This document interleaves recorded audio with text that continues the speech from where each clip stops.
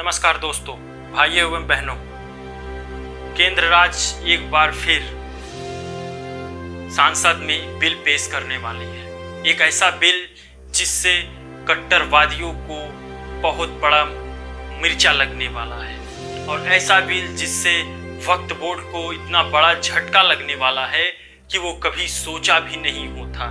इसकी आवाज़ पहली बार 8 अगस्त 2023 में उठाई गई थी और एक बार फिर से आज वो आवाज़ बुलंद होती हुई और आज हो सकता है कि संसद में ये बिल पास कर दिया जाए, क्योंकि आज है 5 अगस्त। वो 5 अगस्त जिस 5 अगस्त को धारा 370 हटाया गया था, वो 5 अगस्त जिस 5 अगस्त को भूमि पूजन हुआ था राम मंदिर का, और आज एक 5 अगस्त है जिस दिन वक्फ बोर्ड की बिल में संशोधन किया जा सकता है और ये बिल संसद में आज पेश हो सकता है। इस पे बहस भी कड़ी तरीके से हो सकती है।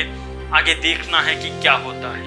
वो वक्फ बोर्ड जिसकी पूरे भारत में तीसरी सबसे बड़ी या सबसे लंबा जमीन है। जी हाँ, सबसे पहले सेना और रेलवे के बाद तीसरे नंबर पे वक्फ बोर्ड की ही जमीन है जो पूरे देश में फैली हुई है। सेना के लगभग 18 लाख एकड़ जमीन है और रेलवे के पास लगभग 12 लाख एकड़ जमीन है और वक्फ बोर्ड के पास 9.4 लाख एकड़ जमीन है दोस्तों, जो कि कुल 30 राज्यों में है। मुस्लिम वक्फ बोर्ड 32 बोर्ड शाखाएं हैं जो अलग अलग राज्य में स्थित हैं दोस्तों। और आपको बता दूं, ये बिल पास करने के लिए आज मोदी सरकार संसद में बिल पेश कर सकती है और इस बिल में अगर ये बिल पास होता है तो इसमें 40 ऐसे संशोधन किए जाएंगे जिससे वक्फ बोर्ड को पूरी तरीके से सरकार के कब्जे में कर लिया जाएगा। वक्फ बोर्ड एक ऐसा वक्फ बोर्ड जो अपनी जमीन को किसी भी तरीके से हड़प सकता है। वक्फ बोर्ड ऐसा अधिकार है जिसके पास वो मन चाहे किसी भी जमीन को वक्फ बोर्ड के नाम से कह के हड़प लेता था और आज उसी वक्फ बोर्ड को संशोधित करने के लिए बिल लाया जा रहा है। ये बिल 5 अगस्त को ही क्यों लाया जा रहा है? मैं 5 अगस्त को बार बार क्यों हेडलाइन कर रहा हूँ? आप सोचिए, वही 5 अगस्त जिस 5 अगस्त 2019 को 370 धारा 370 को हटाया गया था, वही 5 अगस्त जिस 5 अगस्त 2020 को राम मंदिर का भूमि पूजन किया गया था और आज एक 5 अगस्त 2024 जिस दिन वक्फ बोर्ड को संशोधित करने के लिए बिल पेश किया जा रहा है दोस्तों। दरअसल ये मामला हेडलाइन में तब आया जब तमिलनाडु के एक गांव में लगभग 1.5 हजार स्क्वायर फीट में लगभग 7 से 8 मुस्लिम परिवार रहते थे और उस पूरे गांव को वक्फ बोर्ड ने अपनी जमीन बताकर दावा ठोक दिया और इस तरीके से संज्ञान में वक्फ बोर्ड को लिया गया और इसके न जाने और कितने इसी तरीके के मामले हैं जिसको देखते हुए इस बिल को लाया गया है। और ये बिल दोस्तों एक बेहतरीन तरीके से संसद में मजबूती से पेश किया जाने वाला है। आज 5 अगस्त है, आज किसी भी वक्त इस पे संसद में बजट हो सकती है और इसे पेश करने के लिए पूरा दावा ठोक दिया गया है। हालांकि मुस्लिम लीग ने इसका विरोध करना शुरू कर दिया है। असदुद्दीन ओवैसी का ये भाषण सुनिए। इनका एक हिंदुत्व का एजेंडा है, आरएसएस का एजेंडा है कि वो शुरू से वक्फ प्रॉपर्टीज को और वक्फ बोर्ड को ख़त्म करने की कोशिशें करती रही। और कुछ ऐसे लोग हैं मुस्लिम लीग असदुद्दीन आईएमएम के नेता असदुद्दीन ओवैसी का कहना है कि ये आरएसएस का सबसे बड़ा हाथ है इसमें और आरएसएस के माध्यम से ही इसे आगे लाया जा रहा है। और यहीं पर हिंदू संगठन ने इसका खुलकर समर्थन किया है और इसका स्वागत किया है और कुछ मुस्लिम भाई हैं जो इसके स्वागत में खड़े हुए हैं। आगे देखना है कि क्या होता है। दरअसल ये मुस्लिम लीग वक्फ बोर्ड की स्थापना 8 अगस्त 1995 में हुई थी और इस वक्फ बोर्ड को पूरे भारत में सबसे ज़्यादा ज़मीन दिया गया है इस संगठन को जो कि 9.4 लाख एकड़ में फैला हुआ है।